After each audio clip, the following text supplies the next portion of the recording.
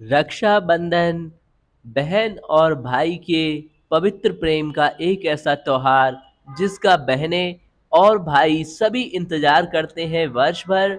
और इस बार रक्षाबंधन कब आने वाला है, क्या तारीख है और क्या शुभ मुहूर्त है और राखी बांधने की क्या सही विधि है जिससे बहन और भाई दोनों की जीवन में उन्नति हो, साथ ही आर्थिक उन्नति भी उन्हें प्राप्त हो।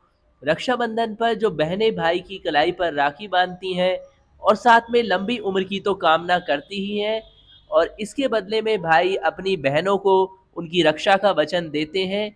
और भाई बहन के प्रेम का प्रतीक रक्षाबंधन का त्यौहार इस बार 11 अगस्त यानी गुरुवार को मनाया जाएगा, जो कुछ खास होने वाला है। अगर आप इन बातों का ध्यान रखेंगे तो बताते हैं आपको पूरी जानकारी। सावन मास की पूर्णिमा को ही रक्षाबंधन का त्यौहार मनाया जाता है और 11 अगस्त गुरुवार को ये आने वाला है।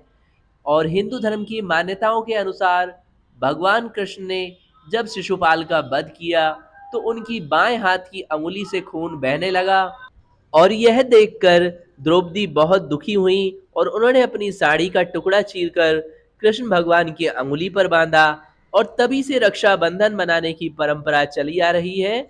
और दोस्तों, यहाँ पर यह भी बताया जाता है कि बहनें अपने भाइयों को तो राखी बांधे ही, और साथ में भगवान कृष्ण को भी प्रतीकात्मक रूप से राखी अवश्य बांधें।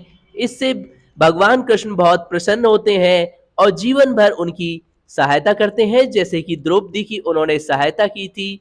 तो ध्यान रखिए इन बातों को और इस बार से ऐसा अवश्य कीजिए। रक्षाबंधन का त्यौहार जो सावन मास की पूर्णिमा तिथि को आ रहा है और शुक्ल पक्ष की पूर्णिमा तिथि गुरुवार 11 अगस्त को सुबह, टाइम ध्यान रखिएगा, 10:38 से प्रारंभ होकर शुक्रवार 12 अगस्त को सुबह 7:05 पर समाप्त होगी। और उदया तिथि के होने के कारण रक्षाबंधन का शुभ पर्व 11 अगस्त को मनाया जाएगा।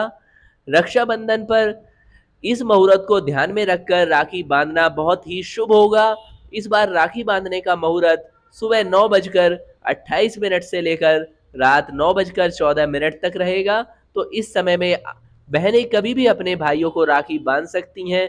रक्षाबंधन मनाने की शास्त्रोक्त विधि: रक्षाबंधन पर आप एक थाली लें, उसमें रोली, चंदन, अक्षत, दही, राखी और घर पर आपने जो भी मिठाई बनाई हो और एक घी का दीपक रखें।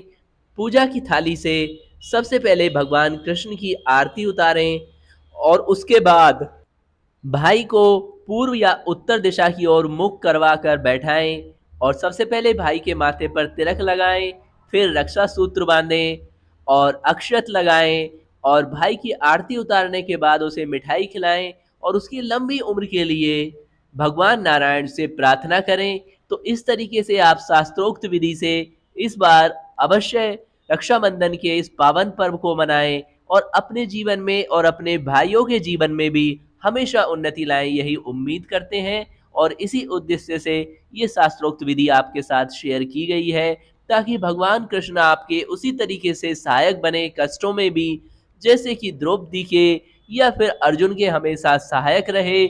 मित्रवत आपके सहायक रहते हैं भगवान नारायण।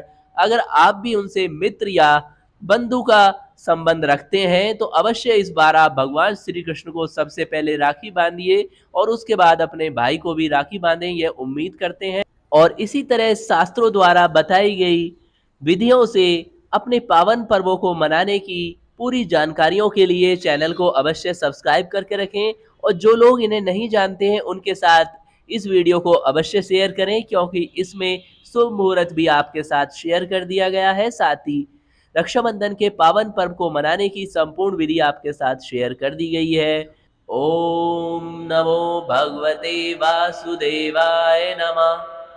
ओम नमो भगवते वासुदेवाय नमः। ओम नमो भगवते वासुदेवाय नमः। इस मंत्र को जपते रहें, अपने भाई की कलाई में राखी बांधते हुए।